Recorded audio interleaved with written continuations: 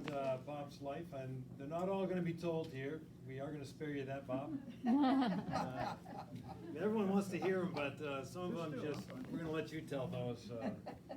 But they're, you know, when you've lived a good life, there's a lot of good memories that are left behind, and we carry those, and they never leave us. And there are quite a few people who wanted to come and couldn't come, but they sent stories or just some thoughts on that. I want to show a few of those people perhaps you've met yourselves or you remember.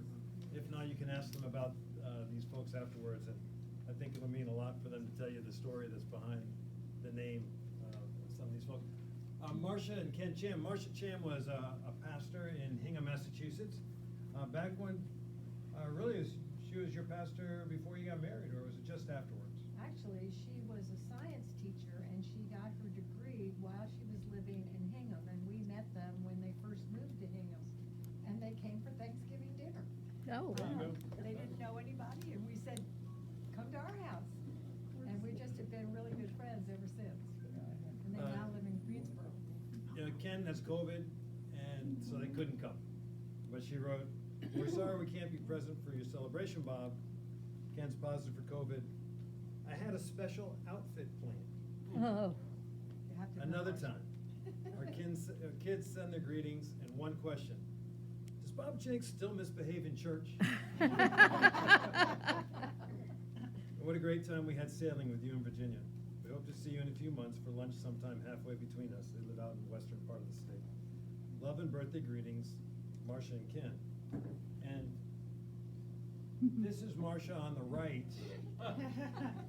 And this is a younger Virginia Jenks here. Looks to me like Ginny admired this outfit, so I picked this out for your celebration, Bob. So when you get to see her, you expect that she's gonna be wearing that. Bob was in the hospital once, and she came to visit him with a brown tuxedo on, a cowboy hat and cowboy boots. oh my goodness. She's a lot of fun. It was Jay. They can't see that. I'm You sorry. sit down, that'd be good. No, I'll just come right over here. Thank you. I think I'm safer over here. Now the people over here. Yeah, you Okay. can. The guy looking in from the window, he can't see, but that's his problem. The Loomises were some very good friends of the family in Hingham as well. And Judy Loomis with her daughter Gretchen writes, as much as my mom would love to be there to celebrate Bob's 90th, she won't be able to make it, but sends her love and best wishes along to Bob. We're chuckling here as we reminisce of the Flasher. And that visited their Halloween party many years ago. A great story that'll be forwarded along in the birthday card. Hope you have a fun party with love and best wishes, Gretchen and family. We're not going to tell that story right now, but I have a feeling some people are going to corner you, Bob, after you know the details there on that one. Roberta Tini is my mother's older sister. What a wonderful way in which you're honoring Bob. Don't have any stories about Bob that I can remember. I'm not sure if that's because there aren't any stories or if that's something about her memory. I do remember the first time I met him. He and your mom were married in Fort Myers, and we were on their way back to Hingham. They stopped in Fairfax, Virginia, so we could meet him. The second thing I remember about Bob is being at his house, being impressed by his dog, Rosie. Oh. And then there's always the puzzles that he has made. And he's been pretty kind to them with easier puzzles. I think, Connie, he gives you the hardest ones, Oh. if I remember right. Carl Saroff is Connie's son-in-law, who writes, my most vivid memories of Rob is when he was one of my groomsmen at my wedding to Cynthia. He came up with a plan to write "Save me" or "Help" on the bottom of my shoes, so the words be visible to the congregation when I meet it. I'm not sure who short-circuited the plan, but I suspect Connie would not have been amused. Happy birthday. Connie has another sister, Daughter. another daughter, Yeah. Diane's sister. Cynthia. And this is the sister's husband, Cynthia's husband. Yeah. And their daughter, Kelly Allen, with her husband Brandon, one of our shared memories is having Bob and Virginia at our wedding in September 2017. It was so special to have them there. And it's, in the family, we know how many miles that Bob will put on a car those special events. Here's, this one's in a letter from Charles and Mary Dolan. And Jean Cornelia is my mother's other sister, younger sister, who writes, "We've had the pleasure of having Bob as a member of our family. He came into our lives unexpectedly, and I helped Virginia move to Florida, and lo and behold, a short time later, Bob appeared, and they were married. They went back to Massachusetts, but we've had many opportunities to get together. Bob was a dog lover, and the first time we went to visit, he had a yellow lab named Rosie. Special dog. When I first met him, he had a yellow lab named Rosie. Had a lot of really good memories there. Irv, who's here, has written. Ooh. Irv, you want to tell those live, or you want me to read them? You can do it. Okay. Now to the story about a couple of experiences I've had with Bob. Ray Wiseman, Ray, raise your hand there. And I used to work in his shop years ago, and Bob would often come over to inspect our work.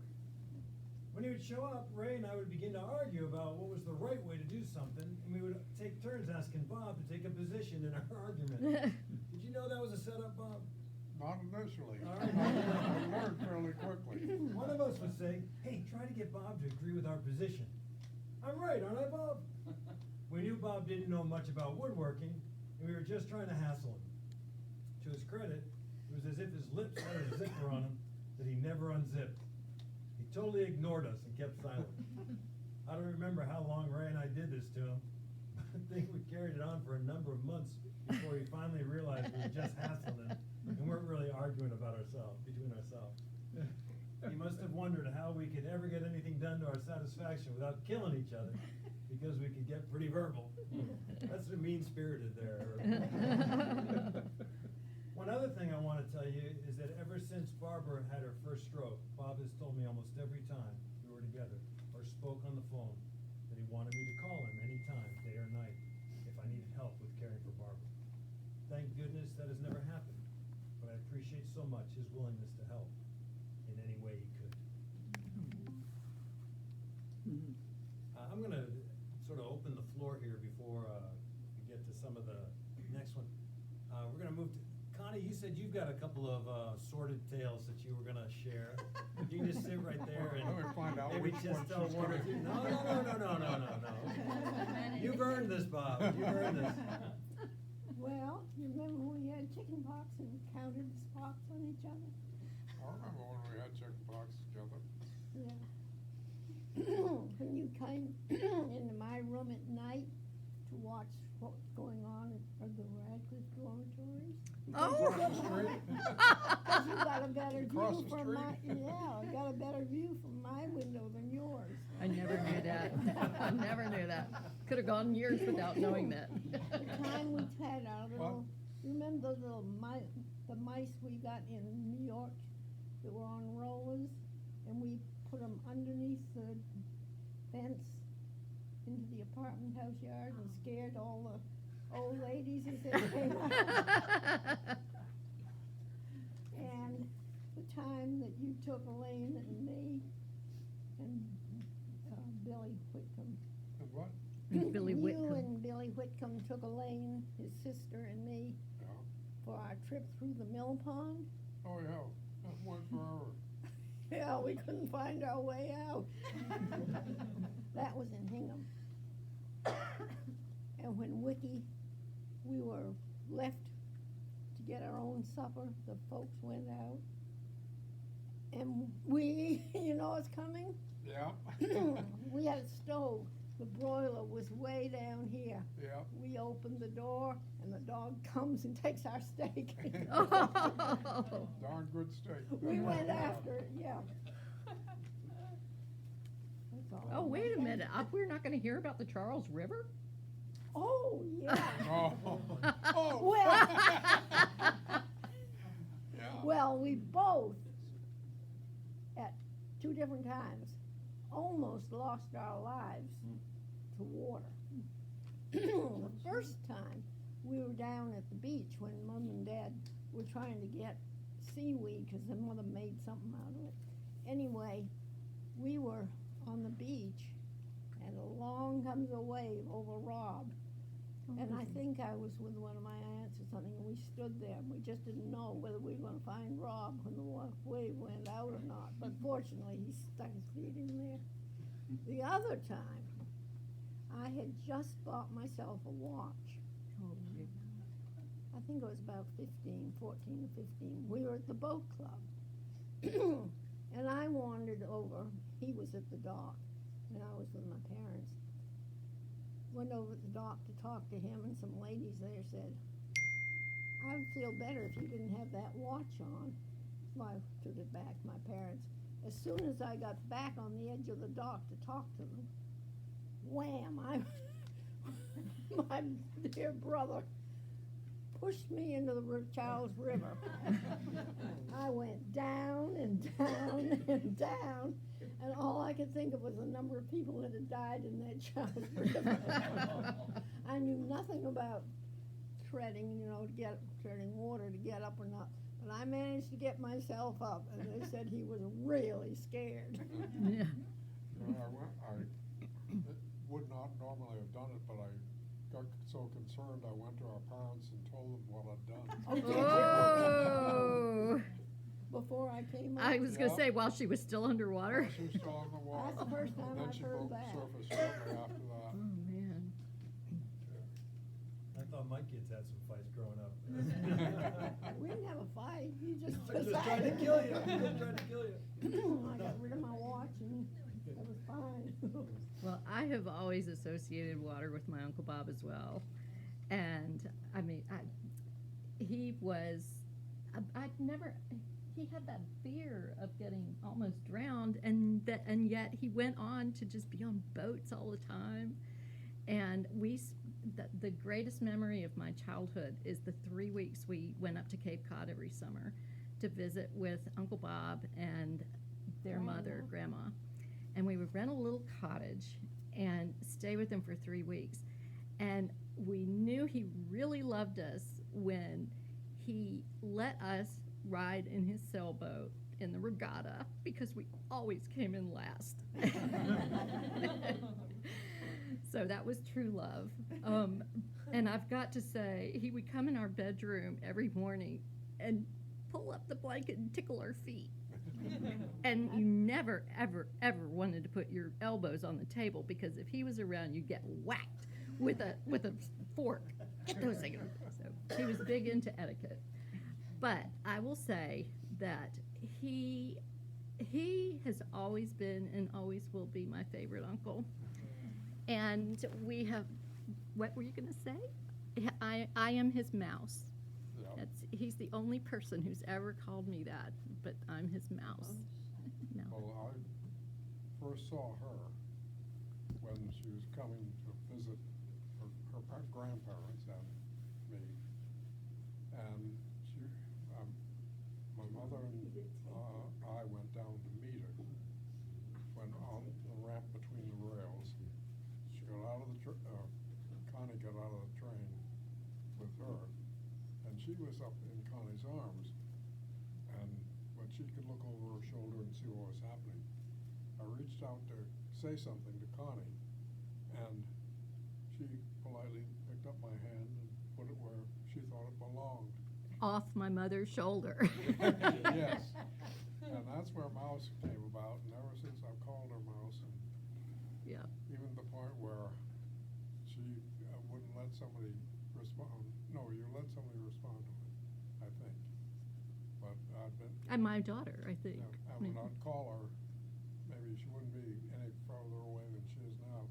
And if it wasn't Mouse, she didn't respond. That's right, that's right. But I have to say, I found out from Jenny what year it was. 1974 is when they got married. I'd never met Jenny, but I knew he wouldn't have picked out somebody that was awful. But up until that point, I was 14 or 15 at the time, and I'll never forget my mom coming down to my bedroom to let me know that Uncle Bob had gone down to Florida and was going to get married, and I absolutely burst into tears. Oh. And she's like, what's wrong? I said, they're going to take him away from me. Because I always felt like we had such a special relationship. And I thought, oh my gosh, he's going to have his own children now, and now he's not going to love me anymore. But I have to say, that is one of the best moves he's ever made, because Jenny and Jay and Jill have become such a special part of our family. And you chose well. Thank you. You're welcome. We agree. Johnny, you said you had some, a couple memories you wanted to share. Well, This goes back to Hingham days. yeah, the family used to have some property here, a place called Hewitt's Cove, was near the water, at the bottom. I remember, it was like about 1957, we went to, not much of a story, but yeah. Can't remember too much else, plus we've had dinners with family, things like that.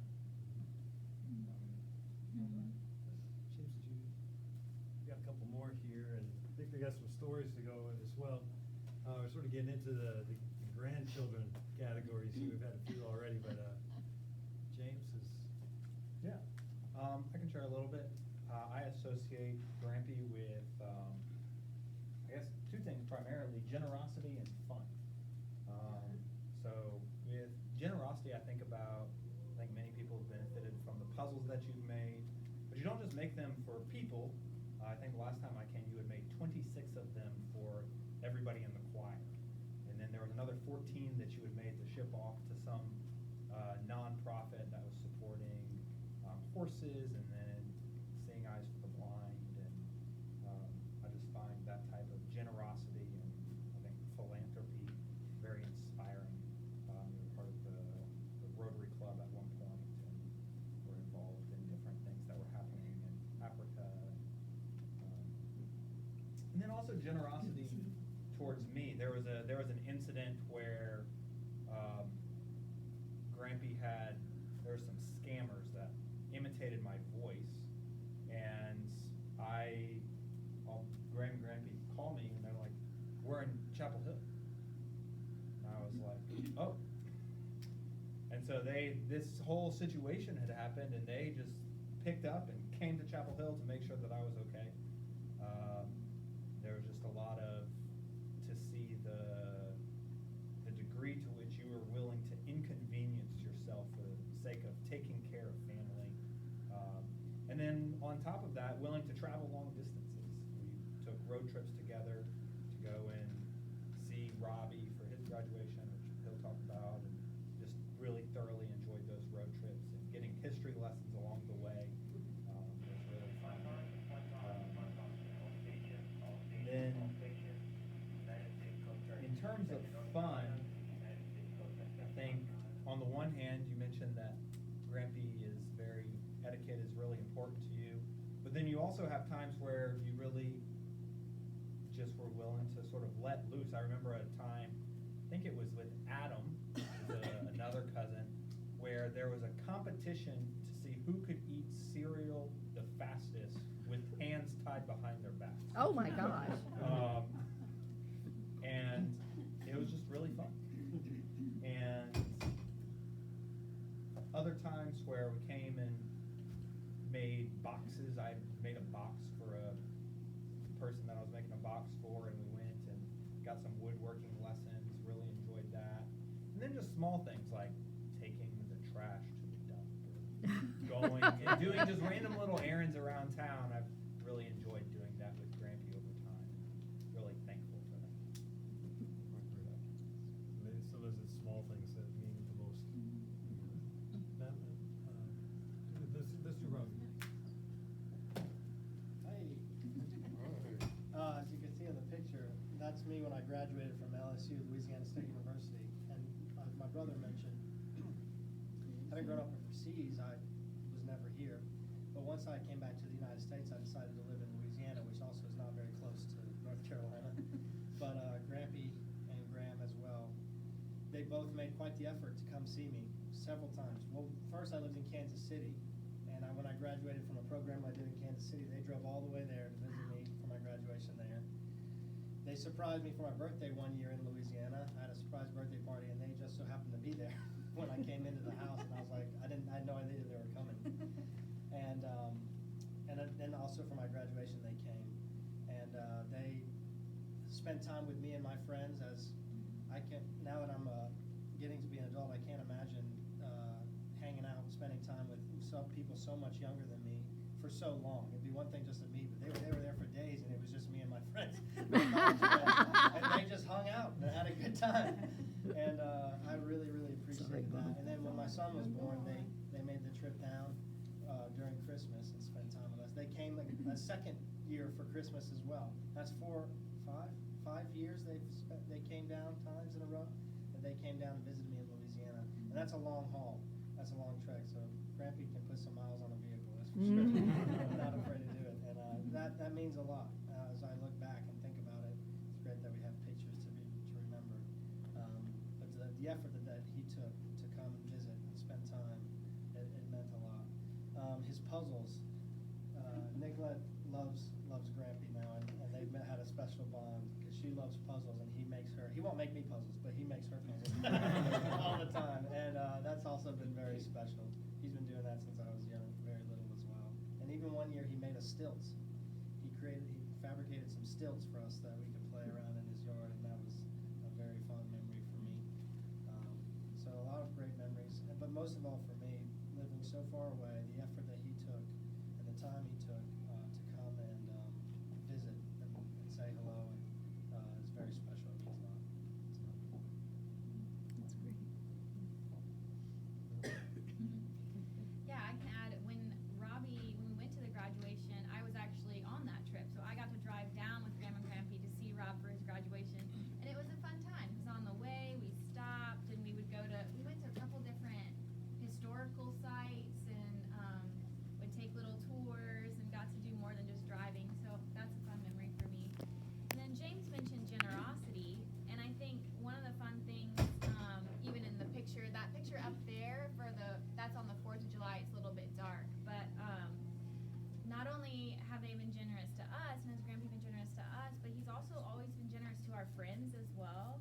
And I've brought multiple friends down here just to hang out, and including Tonya, and she's getting married into the family now, so you can see the impact that had. And you maybe took that picture actually. Yeah. Yeah, and then there's another one of us at my birthday, and just seeing, reiterating the times that they will go a long distance to show up and be there at a special moment for you. So I'm thankful for those memories. Lydia, do you want to speak for yourself? Sure. I went to the community college in Williamston, just up the road here, and I stayed with Grandma and Grampy for a solid 2 years, maybe going on 3. So just a lot of dinners, just fun, a lot of fun out here. Same with the puzzles. I have a lot of puzzles that are a lot of fun. I'm sure Graham also made them first, so that was always the fun to make them back and forth. Control. Quality control. Yeah. But a lot of late nights with the doors unlocked, with the, oh, you're coming, okay. But that was always fun. So yeah. Always welcome. I like what you write here. Yeah. They let the light on and the door unlocked, just like their hearts. Yeah.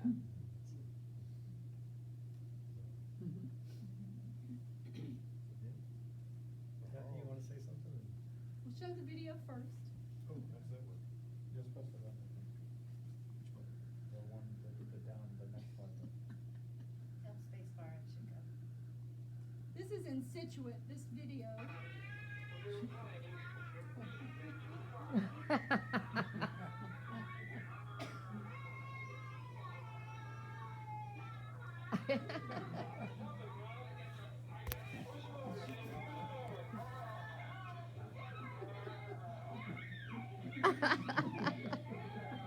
that James or Robbie? That's right. That's Robbie now throwing a ball at Grampy's head. I love it. That's Robbie on the left. So Grampy, we are thankful for Grampy moments like that. I married into this family, and I would say that for me, just like what Diane said with Bob, and his emphasis on etiquette. But I grew up in the country in Louisiana, so it was like country redneck girl meeting Bostonian gentlemen. And we've had so many good memories together that I'm so grateful for. At the end of our honeymoon, Jay and I had this awesome honeymoon that was like 10 weeks long. And the last week of it was sailing with Mom and Bob. And I learned a lot of things. I learned don't brush your hair anywhere except in the head, which is the bathroom for the non-sailors. That's like my one it's one. sailor thing I know. And I was looking for a picture of James one time, who was sailing with Grampy and helping to steer the boat. I don't know the nautical terms for all of that. But I'm just so grateful for the time when Bob and Mom came to Africa, and Bob's etiquette got turned upside down on its head, because in Africa we didn't eat with any spoons or forks or anything, and he was awesome. He did it. With his elbows on the table. With his elbows on the table. Yeah. So just want to say happy birthday, Thank you. and I'm so thankful that you are my father-in-law. Well, thank you very much. Jill, I'm not gonna read that, I'm gonna let you just speak. Let me tell my stories. Yeah. So I have, 40 years of stories, maybe more. But just a few of them. These are just a few examples of Bob in action. So in the very first, when I first met Bob, he was dating my mom. And I guess we were out to impress. I don't exactly remember much about what our incentive was in cooking dinner that night, but usually my mom worked and I was in charge of making dinner. So my girlfriend was over, we made this lovely Spanish rice casserole, and he was coming for dinner, and we spilled it on the rug. Oh. So we just scooped it back in there. Oh my God, did he know that? He does now. So I have to Too say late that now. Bob, in so many ways, in his adventure from sailing to that experience, but I think of him that way. And then there's Bob the father. So I have lots of stories about this, him just being the best dad to me. But one in particular was when I was heading off to college, and I was going with some friends, but I was scared and apprehensive, and they drove me out, and as they were leaving me, he gave me this stuffed dog, and you know Bob's a dog lover, but I named that dog Ralph, and I still have it today. So Ralph has always had a special place on my bed, and I'm going to cry because I'm sappy, but whenever I had a moment, he was there to be hugged, and in the same way that Bob's hugged me so many times over the years. And then that's Bob, the father. He also was there the morning that my son was born, and kind of like came to the rescue with that one as well. But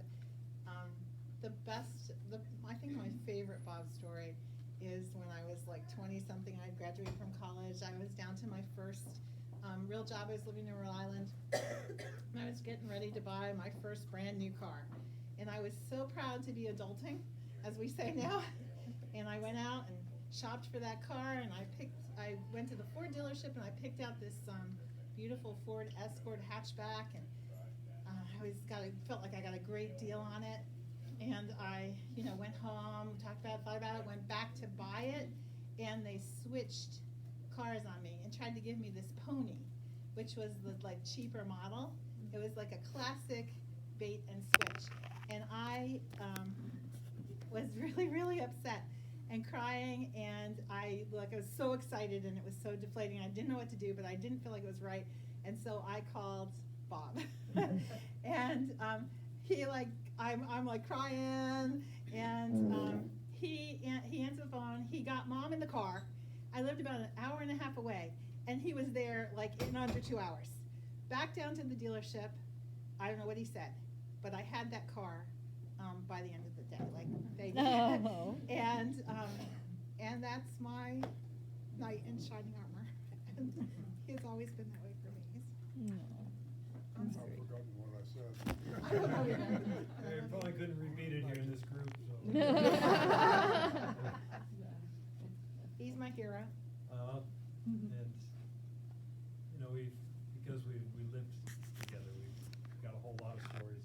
And this is a baseball picture, but it's not this baseball game. This is down the Durham Bulls game. But my great sports memories is because of Bob. Back in the 70s, was the Red Sox, which are my team, our team, were in the World Series. And just dreaming about the whole thing, Bob comes home and says, "Hey Jay, I think I can get us tickets." The 6th game of the World Series, you probably remember it, classic game. He goes, "I've got 2 tickets, but don't tell your mother. Your seat's in the bleachers, and mine's on the 3rd baseline, or first baseline."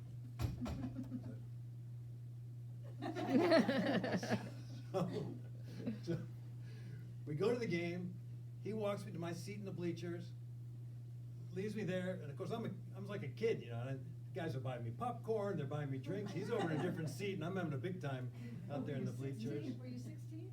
16, 15, probably 15. Yeah. And it was that 6th game of the World Series. You remember Carlton Fisk in extra innings hits one. He's running down the line, waving the ball in play, hits the foul pole. They win the game. It's got to be like 1 o'clock in the morning now. Bedtime doesn't matter at this because it's the 6th game of the World Series. I kept that ticket stub. I probably still have it to this day. And now you know that we didn't sit together.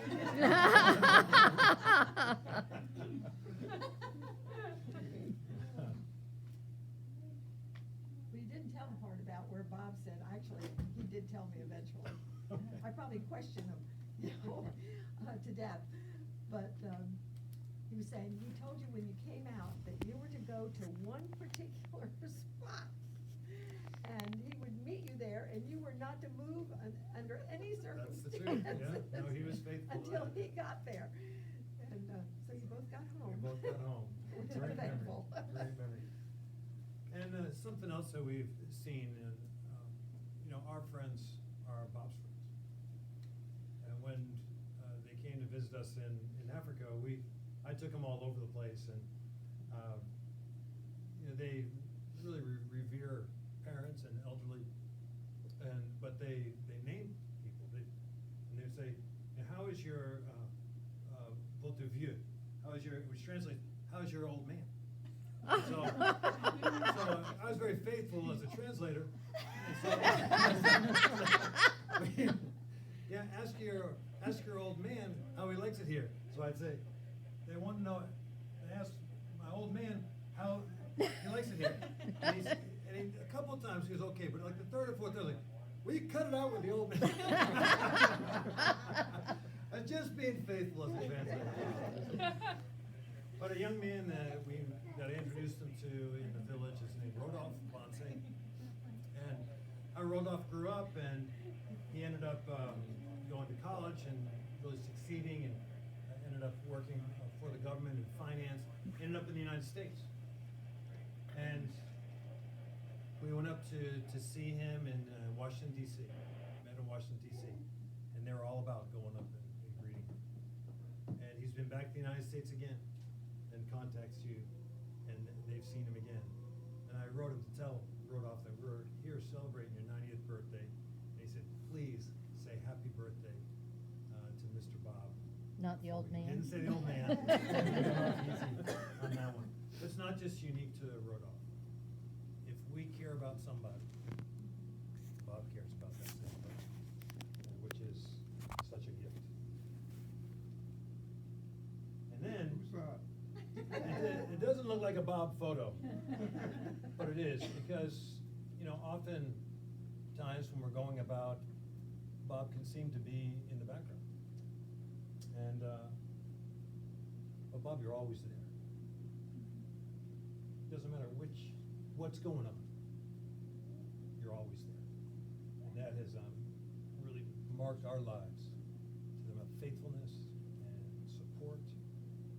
You know, I've watched you care for my kids. You know, we're overseas, and you're you're driving across the country to be with them at a special event, or to be with them at a graduation, or when James, you think he's in trouble, he's not, but you think he's in trouble because of somebody calling you.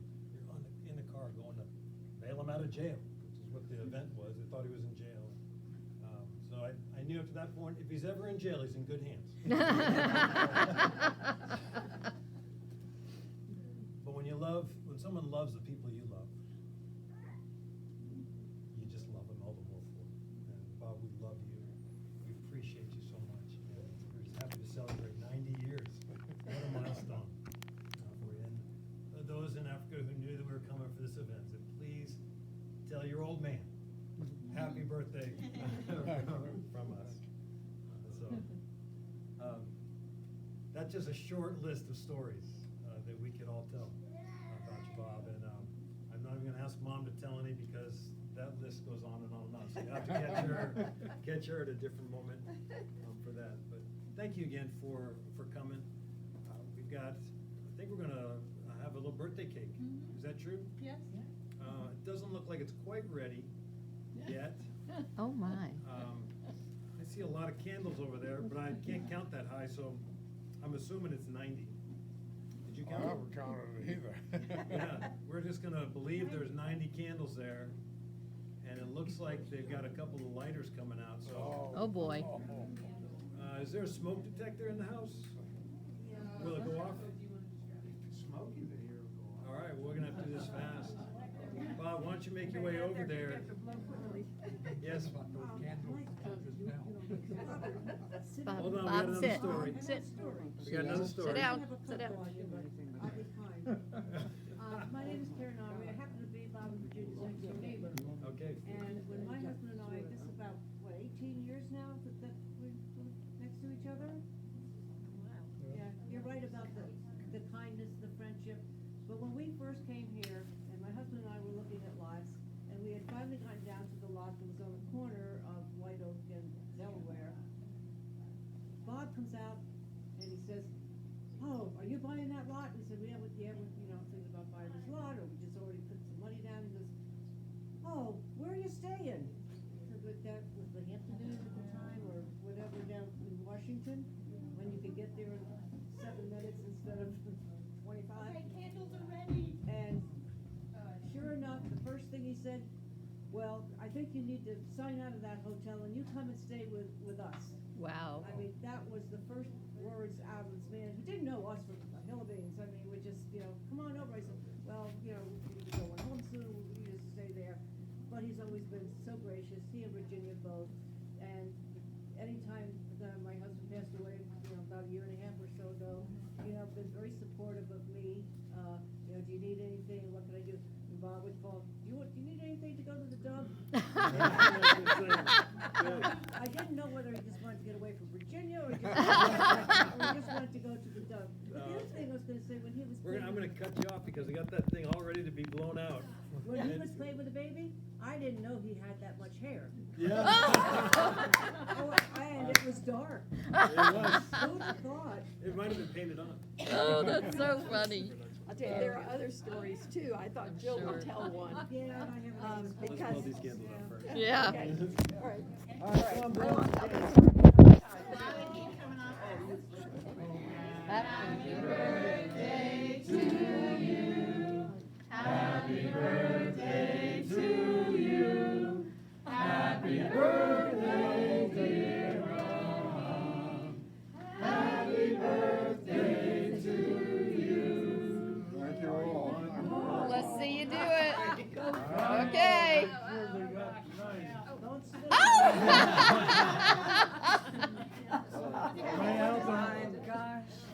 Oh my gosh. Look at, oh, that's a good way.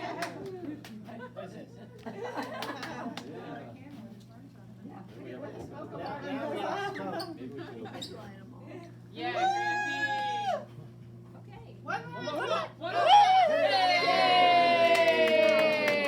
He's out of breath Get him now. a chair, get him a chair.